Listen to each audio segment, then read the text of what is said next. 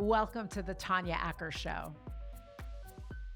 As we continue to digest the escalating crisis in Ukraine, I am very fortunate to have the benefit of the expertise and analysis of my next guest, who has a great deal of experience overseeing crises in foreign arenas. Ambassador Robert OBrien was co-chair of the State Department's Public-Private Partnership for Judicial Reform in Afghanistan. He was Special Presidential Envoy for Hostage Affairs, and he was our nation's 28th National Security Advisor, serving in the administration of President Trump.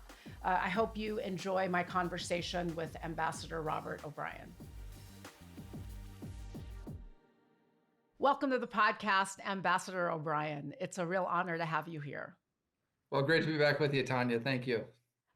Tell us what you thought about President Zelensky's speech before Congress.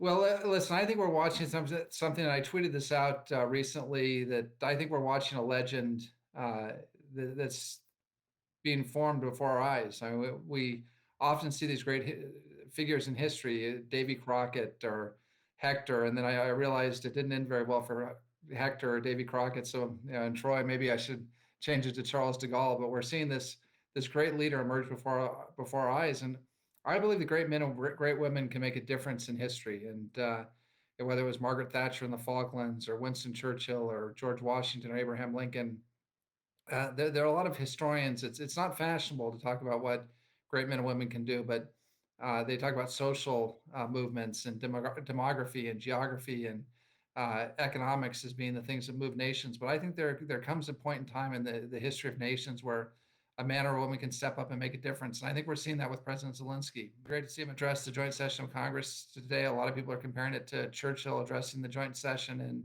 1941. He's got a very tough task ahead of him. He's facing a brutal dictator in Vladimir Putin, who's now switched from trying to decapitate the government and have a quick win in Ukraine to literally demolishing the whole country. And so President Zelensky has got a tough road to hoe, but gosh, he's showing panache and boldness, and he's rallied the Ukrainian people around him, and God bless him. And I hope we can give him all the support he needs to save his country.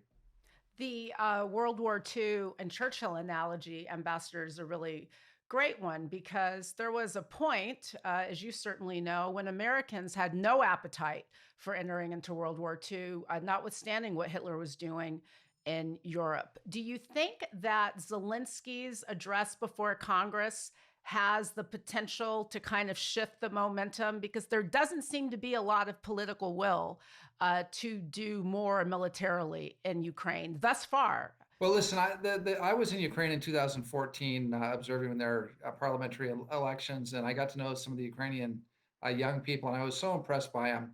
And one of the things that they talked about was they didn't want Americans to come fight their war. I mean, unlike many other countries that want American troops deployed, they want to fight their own war, and they're tough people. They'll take on the Russians, but they need the tools and the weapons to fight the war. And just like we did Lend-Lease with the UK and with Russia at the outset of World War II, we need to do something similar with Ukraine. We're giving them some aid, but not enough. They need fighter jets, and we've got those fighter jets in Poland. We need to get those MiG jets that the former Warsaw Pact countries flew, and we needed to get those to Ukraine immediately. We need to get them some longer range anti-aircraft missiles, the S-300, that the Czechs and Bulgarians and Romanians have. And so we need to give the Ukrainians the tools they need to fight their own war. We've got to be the arsenal of democracy here, but I don't think we need U.S. troops, and I don't think they're asking for U.S. troops. But we've been playing catch up so far on how we try and deter Vladimir Putin. It hasn't worked yet. We need to get in front of this and really give the Ukrainians what they need to defend themselves. What do you think the consequences of doing that would be, Ambassador? Vladimir Putin has indicated that supplying the Ukrainians with that type of military assistance would essentially result in a type of World War III escalation. Should we be prepared for that, do you think? Look, I don't think Ukraine's a sovereign country, and they can go out and buy weapons and get weapons to defend themselves.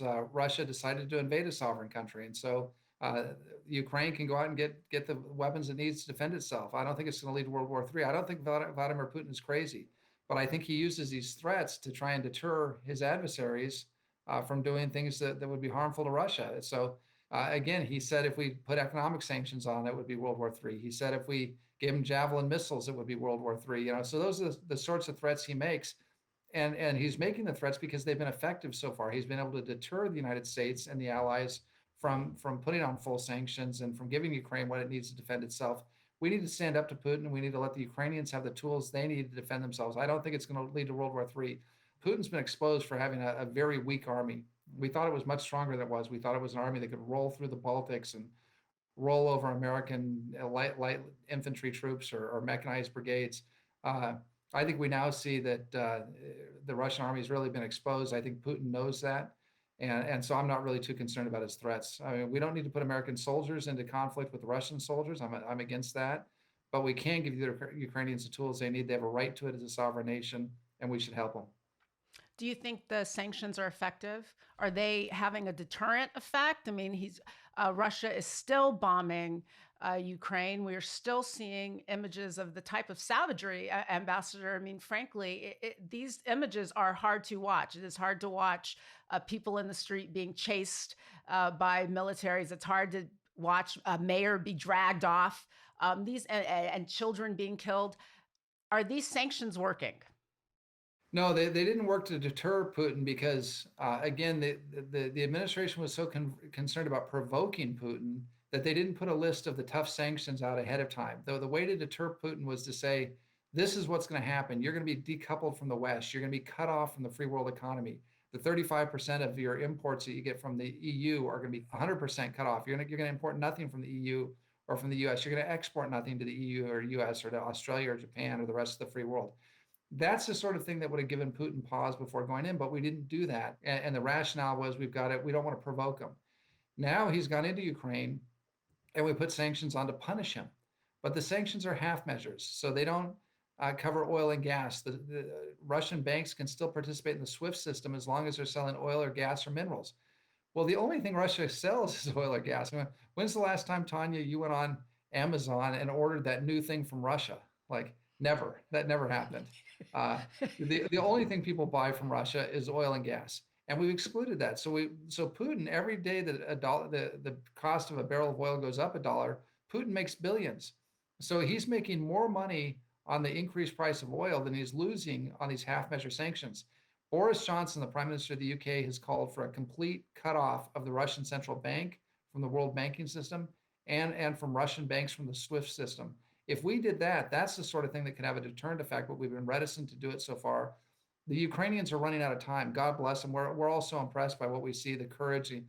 Seeing that 80-year-old man walk up to the recruiting station with his little bag of clothes and say he wanted to enlist in the army. I mean, God bless these people, but they can only hold out against the might of the Russian army for so long. They need help now. They need the tools to fight the war now, but they also need full sanctions on the Russians so that the Russians understand that there are serious consequences. Right now, they're not getting that. You just said that you don't think Vladimir Putin is crazy.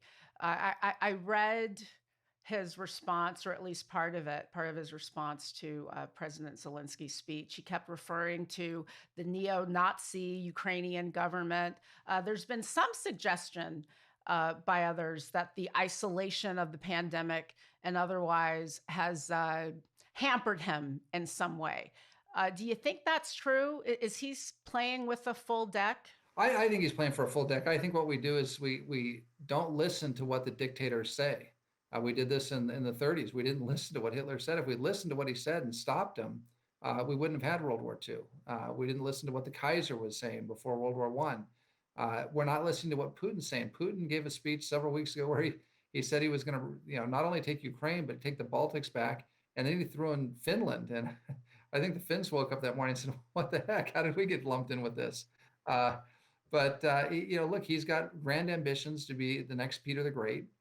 He wants to restore the Russian Empire and restore Russia to, in his, and it's a warped view, but his view of the glory of the Russian state. And we need to listen to what he's saying. He's not crazy. He's taking advantage of what he perceives as weakness in the West. And that there was ample evidence of that. He watched what happened in Afghanistan. He watched how craven the Germans were with Nord Stream 2.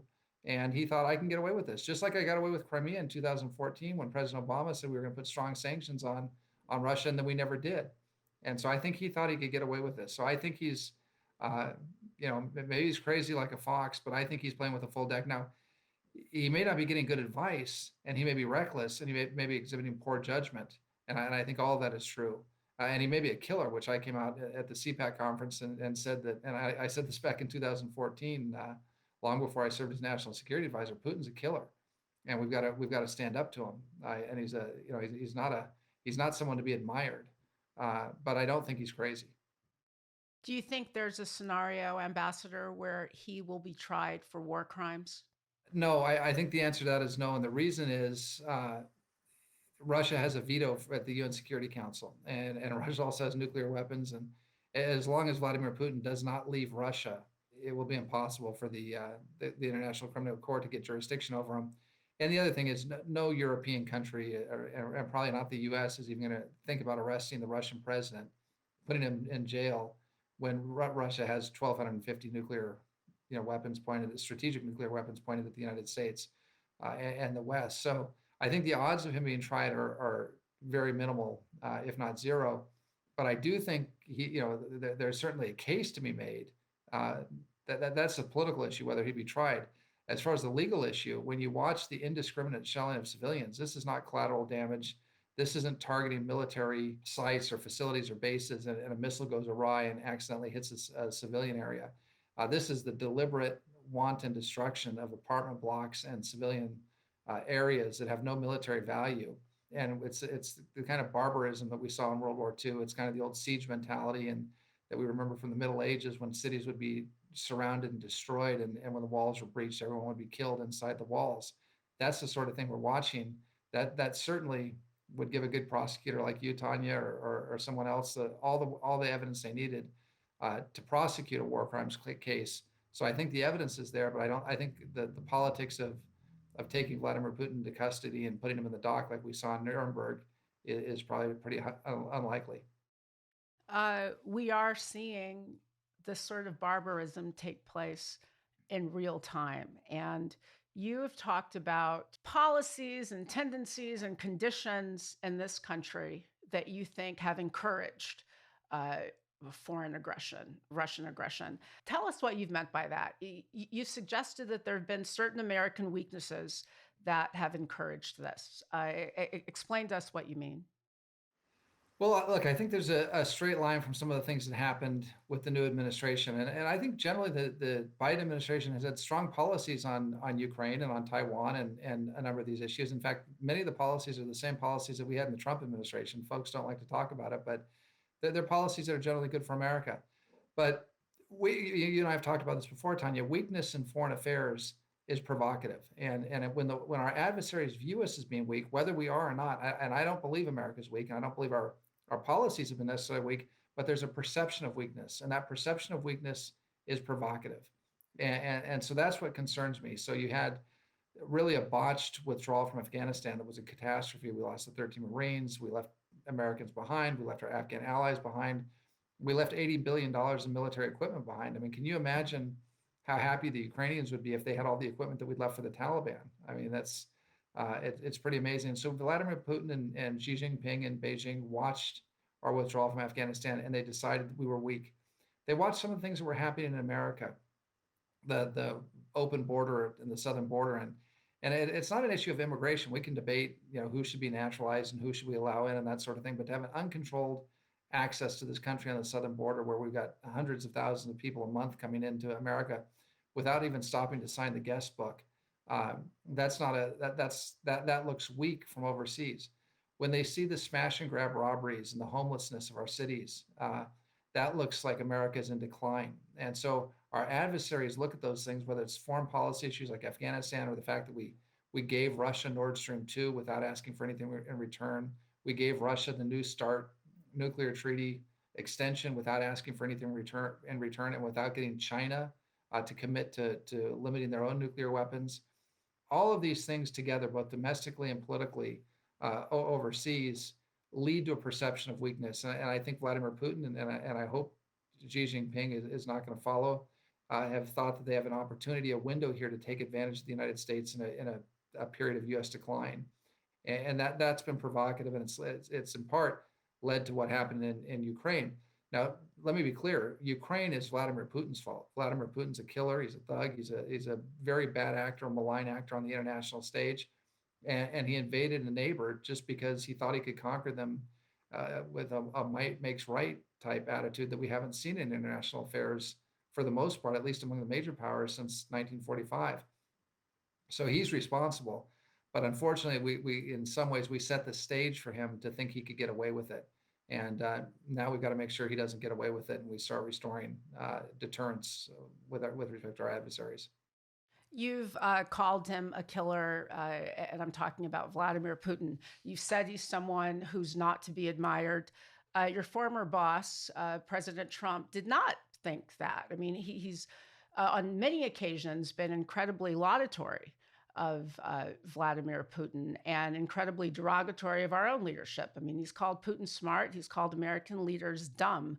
Do you think that that also or his posture, and again, I'm talking about President Trump's posture. I'm not talking about anything you've said. You've called him a killer. But President Trump has been very laudatory of President Putin. When he was in office, he wanted to lift sanctions and did lift sanctions, and there was a bipartisan opposition to that. Did his posture toward Russia and toward President Putin also help set the stage for this? I don't think so. And I think if you look at when we were in office, one thing Vladimir Putin didn't do, he didn't invade any other country. So under President Bush, and I served in the Bush administration, as you know, President Putin invaded Georgia. Under President Obama, he invaded Ukraine and took Crimea. Under President Biden, he's now launched a full-scale attempt to conquer Ukraine. Under President Trump, he didn't move anywhere. And he knew that America was strong and was tough, and he didn't know what the response from President Trump would be. I mean, there was a level of unpredictability with President Trump, I think discouraged adventurism by the Russians or by the Chinese because they didn't know what President Trump would do. And that helped us deter him. The other thing is we put on more sanctions with the Russians than any other administration in history. And if you look at the big ones, Nord Stream 2 is canceled and did not get completed. Working with the Danes and our other European allies, we stopped Nord Stream 2 in its tracks, and it was not going to be completed. We pulled out of the Open Skies Treaty, which the Russians were cheating on, and we weren't, and we pulled out of it. We pulled out of the INF Treaty, which the Russians were cheating on, and which we didn't. So irrespective of what the president says, and I think people have misinterpreted in the media, I think the president's position is that Vladimir Putin is opportunistic, and he's clever, and he's cunning, and he's certainly running a Russian-first foreign policy. But that doesn't mean that you encourage Putin. He's also called Putin a killer, and so I think you have to look at the policies of the Trump administration, which were extraordinarily strong and which deterred Putin and Xi and the Ayatollahs from taking action against our allies, and compare that to the other presidents that have sandwiched President Trump and have had very different results. So I know, folks, I think the president's language is something that folks, focus on, but I think you really have to look at his policies and what happened. And he's got an exemplary record as far as dealing with the Russians, whereas the folks who claimed he was a friend of Putin and claimed he was a Putin asset and that sort of thing have had a very bad record. At the end of the day, I know the media focuses on some of the comments the president's made, and I think in some ways taken them out of the former president's taken them out of context. I don't think his political foes want to really get into a matchup of records on Russia, because his was terrific and theirs hasn't been. On the whole, how do you think the Biden administration's doing handling this crisis? You've had some bipartisan praise, or rather some praise as a Republican for what has been happening on the other side. If you had to give the administration a grade, what would it be? I hate to give a grade, but what I will say is the administration has some smart people working for him. Jake Sullivan, who took over my position, is a very smart, competent, qualified guy. Tony Blinken, as Secretary of State, is competent and was prepared for the job. Lloyd Austin, I think, is doing a good job as Secretary of Defense. And I think at least the old Joe Biden policies, President Biden policies, the old Scranton Joe, which is much more bipartisan, much more robust when it came to the use of American power, is one of the reasons he got elected. I think Americans thought they were electing a moderate Democrat to be president. They've done some good things rallying the West in response to the invasion. I think they've done a very good job pulling our European allies together, certainly getting the Germans back on side, because the Germans have been offside with America for the last 3 or 4 administrations and have been trying to position themselves as some sort of in a middle ground between Russia and China and the U.S. And the West. I think he's brought the Germans back. So I think there's some things to compliment him on. The problem that I've got with the administration's policies is they're playing catch up, and so they eventually get to the right policy. It just takes them weeks and months to do it, and unfortunately, the Ukrainians don't have weeks or months. So we didn't put out a robust list of sanctions to warn Vladimir Putin off an invasion. I think if we'd done that, it could have had an effect, but the deterrence policy didn't work. It was too ambiguous. It was too timid. It was too aimed at avoiding provoking Putin. Once Putin invaded, I mean, he can't be provoked anymore. He's wiping out apartment buildings with long range howitzers. Uh, the sanctions have been half measures, so they're not punishing Putin. We weren't going to give him, much in the way of military assistance. Now we're going to give him 13 billion in military assistance. That's good, but again, all of this is playing catch up, and I hope it doesn't come too little, too late. Look, I think eventually the MiGs are going to get transferred to the Ukrainians so that they can have their own no-fly zone. We don't need American pilots flying in a no-fly zone. If we give the Ukrainians the planes they need, they can have their own combat aircraft protecting their people, and that's what we want. We want our allies to bear the burden of their own defense. So I think we're going to get there. I think we're eventually going to follow Boris Johnson's lead on the SWIFT sanctions and the central bank sanctions. So I think the Biden folks eventually get there. I think they're focused on process and a lot of meetings, and they're extraordinarily cautious. And unfortunately, in this instance, it hasn't worked. So, I don't know. As far as a grade, I'd hate to give a grade. They're trying to get to the right place.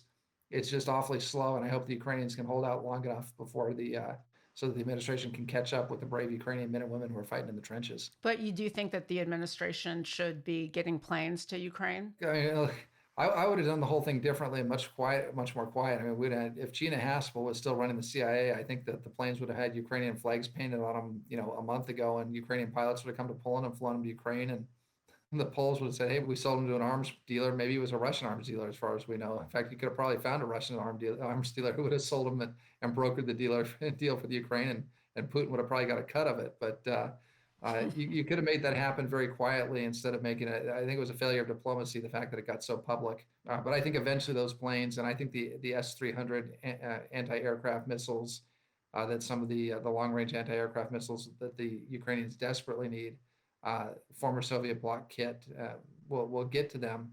I just think it's taking, again, it's Winston Churchill said, America always does the right thing, but only after they've exhausted every other opportunity and every other option. I think that's what I think the Biden administration eventually gets to the right decision, but it takes them a while to get there. So I hope they speed up, because I don't think the Ukrainians have a lot of time left.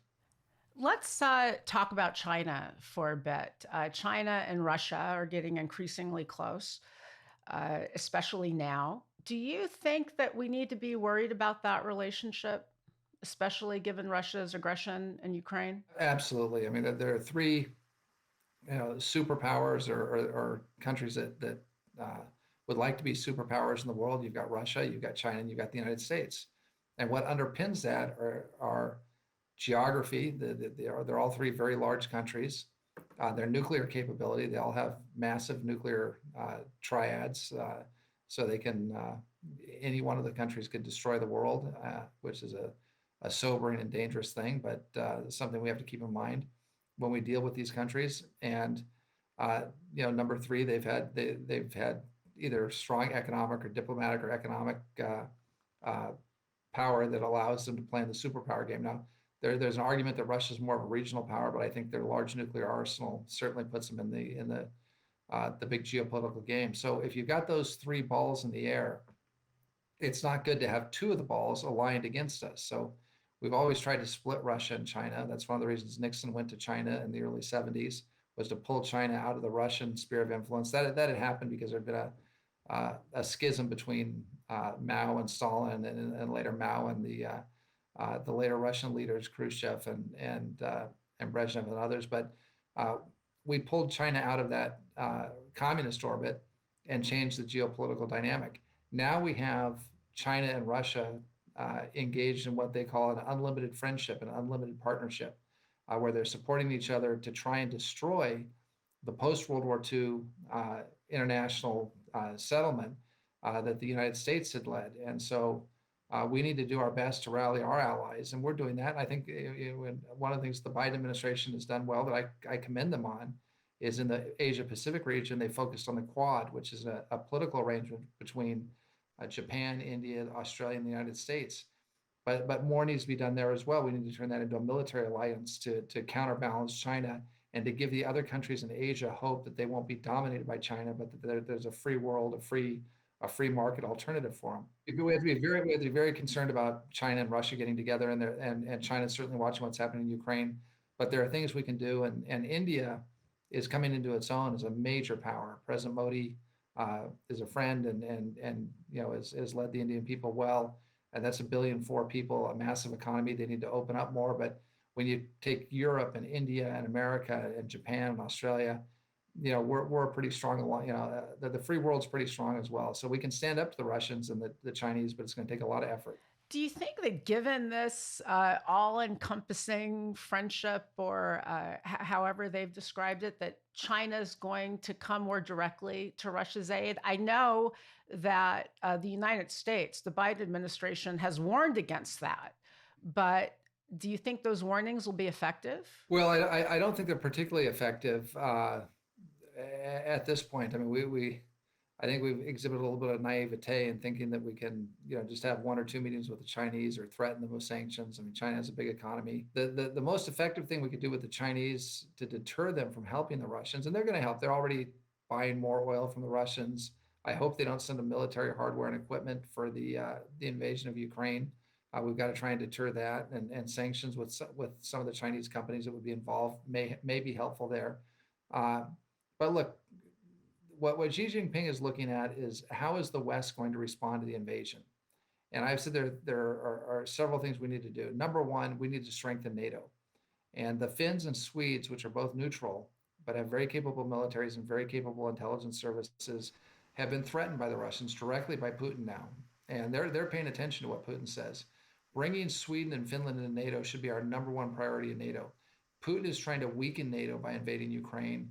We need to show Putin that he strengthened NATO, and now you've got Sweden and Finland involved, and that'll be very helpful to us in the Arctic area of operations. That's something China is going to look at and say, wow, not only did the West not buckle when Ukraine was invaded, it got stronger, and the alliance became stronger, and we could end up with a Asian NATO, the Quad being the foundation of it, on our doorstep if we invade Taiwan. Number two, they're looking at how it's going to affect Russia economically. If Russia is entirely cut off from the world markets, or at least from the free markets, that's going to be devastating to the Russian economy. It may not affect them in the short term, but in the long term, Russia is going to become poorer. Its middle class is going to lose half of its members, and Russia is going to pay a penalty. China doesn't want to pay that kind of penalty. China is not a big enough market to go it alone. It has to export to the US, to Japan, to Europe, for it to make the massive amounts of money it needs to bring 20 to 30 million people a year into its middle class. And that's how the Communist Party stays in power and keeps its people happy, is by bringing Chinese into the middle class. If they realize, wait a minute, we're going to be cut off from the free world, we won't be able to export all our electronics or rare earths or whatever it is that they want to export, and instead, fishing poles to Walmart, instead we're going to have a market of Russia, Iran, and us. That's not very attractive to Xi Jinping. And then thirdly, as he sees us supply the Ukrainians and sees the Ukrainians fight back and kill and capture thousands and thousands of Russians, if he understands that Taiwan is going to get the same sort of support from the US and from the West, that they're going to have the weapons they need to defend themselves, that it's not going to be a walk in the park to take over Taiwan, that's another thing that will discourage them. So we need to arm Taiwan and make sure they get everything they need now before a Chinese invasion to deter them. So I think Xi Jinping is looking at those three things: the strength of NATO, the economic issues, and the supply of Ukraine. And he's taking that into account as he decides what to do with Taiwan and how much to support Russia. I don't think the meetings are particularly helpful. I don't think the threats are helpful. I think action is what Xi Jinping and Vladimir Putin look at. So you think on the whole, this Russian aggression in Ukraine has been, if you had to characterize it, would you suggest it's been a disincentive to China invading Taiwan? Because as they look at the tea leaves, they can kind of figure out that it wouldn't be an easy run. And unlike Russia, China is someplace that we buy stuff from on Amazon. Yeah, no, look, I think you just answered your own question. I think that's good analysis, and it's still too early to tell. But I think right now, I think the Chinese, and I think a lot of people have been surprised at number one, the resilience of the Ukrainians, led by President Zelensky, in fighting the Russians and putting up a hell of a fight. And I mean, this has not been easy for the Russians, but the Ukrainians are paying a price for it because the Russians are now punishing them by killing, the wanton destruction of cities and killing civilians in response to the resistance. Uh, but I think that's been a shock, and I also think that the fact that even though the sanctions are half measures, they're pretty big half measures, and so I think those are things that the Chinese would not want to have applied against them. So I think the early reaction from the Chinese, who I believe thought that Putin would have a quick victory, suffer limited economic blowback because of the dependence of Europe on his oil and gas. I think they were looking at this as somewhat of a model for Taiwan. Now I think there are probably second thoughts in the Politburo and in the Central Committee as they watch this crisis unfold. It doesn't look great for the Russians right now, but again, things could change. We'll have to see how it plays out. You've suggested that the United States should be preparing for a Ukrainian government in exile. Do you think we should still be prepared for that contingency? Absolutely. And again, it's one of those things that I think the Biden administration will get to, but I think we should announce it now. So to tell the Russians, look, even if you're able in a month, 6 months, a year to capture Kiev, even if you kill Zelensky, even if you take martial control, military control of the country, we're going to recognize whatever Ukrainian government officials can escape. We're going to recognize a government in exile in Warsaw or London, just like we did with the governments of the Netherlands and Belgium and France in World War II. We're going to recognize a government in exile in Ukraine, just like we recognize governments in World War II. And that will be, and we'll refer to Ukraine as occupied Ukraine. You guys are going to be the Germans. You're going to be the Nazis. You like to call other people Nazis. You guys are going to be the occupying power. We're going to recognize a government in exile, and that government will have all of the legitimacy and the support of the Ukrainian people. And whatever puppet you put into place in Kiev is going to have no legitimacy and can't do any business, with the rest of the world. All business with Ukraine will have to go through the government in exile. And I think that's, again, a huge political disincentive to Putin, trying to do, I think Putin thought he was going to roll in, take over Kiev, put in a puppet and run things. Letting him know now that that's never going to be accepted, and we won't go back to business as usual with one of his cronies in Kiev. We'll let him know that this is not going to be over soon. How do you see this ending, Ambassador? I hope it ends well. I hope the Ukrainians continue to wear down the Russians. I don't like the fact that the Russians are bringing in Iranian proxies from Syria into Europe to come destroy cities. These are the same people that destroyed Aleppo and other wonderful cities in Syria and then reduced them to rubble. The Russians are now trying to bring them in to fight the Ukrainians. But I'm telling you, the Ukrainians have shown to be people of resilience, of boldness, of daring, panache. The esprit de corps among their military has been strong. So I would love to see them roll back, not only stop, but to roll back this Russian invasion. And hopefully Putin would come to his senses and decide he doesn't want to have Russia become a rogue state where his people are welcome nowhere in the world and where he has a small economy. And maybe we can get to a peaceful resolution. That's my hope. But the alternative is, and if we don't supply the Ukrainians with what they need, the alternative is a Ukraine that's flattened and destroyed the way that they destroyed Chechnya, or the way they destroyed the Russians destroyed much of Syria, with cities just absolutely flattened and refugees everywhere and hardship and sadness for the Ukrainian people. So it could, we don't know how it's going to end. It could go either way, but I hope and pray for the best. And I'm rooting like heck for the Ukrainian people to win this one. Ambassador, you have such a perspective and such a depth of insight on this issue and on how we're positioned in the world today. So I really have to thank you for being so generous with your time and your analysis. And, dark. Like I've got the TV on behind me. The news is dark. The images that we're seeing from Ukraine are dark. There's a lot of pessimism in the United States right now as people are struggling to pay bills, as people are struggling to fill their tanks. But I can't let you go because I know a little bit about you and I know a little bit about your perspective on some other things and your views about this very great country of ours.